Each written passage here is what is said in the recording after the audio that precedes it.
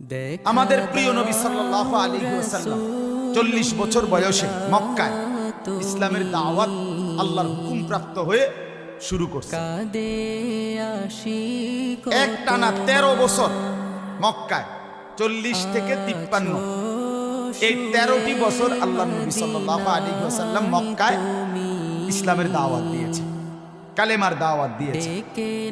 এই 13 বছর নবী সাল্লাল্লাহু আলাইহি ওয়াসাল্লামের উপরে সর্বপ্রকারে যত আইটেমের জুলুম হইতে পারে, নির্যাতন হইতে পারে, বিরোধিতা হইতে পারে, সকল আইটেমে মক্কার কাফেররা, কুরাইশরা প্রিয় নবী সাল্লাল্লাহু আলাইহি ওয়াসাল্লামের এই দাওয়াতের কাজ, এই তাবলীগের কাজ, আল্লাহর দ্বীন প্রচারের এই কাজে বাধা দিয়েছে প্রতিদিন 13টি বছর।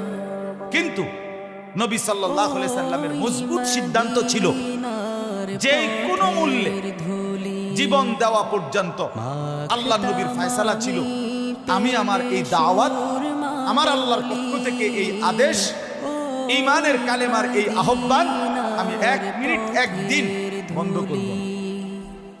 ওয়াল্লাহি লা ওয়াদাতুমুশ শামসা ফি ইয়ামিনি ওয়াল কামারা ফি ইয়াসারি ওয়া আমারতুম আন আতরুকা হাযিহি দাওয়া লান আতরুকাহা হাত্তা উনাফিযাহা আও আমুতা ইলাল্লাহ।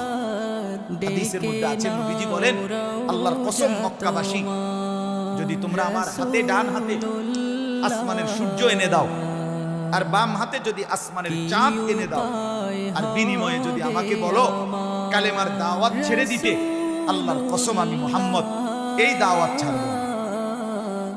হাত্তা উনাফিযাহা, এই কালেমা জমিনে প্রতিষ্ঠিত হবে, আও আমুতা ইলাল্লাহ, অথবা আমি জীবন দিয়ে আল্লাহর কাছে চলে যাব, এটাই সমান।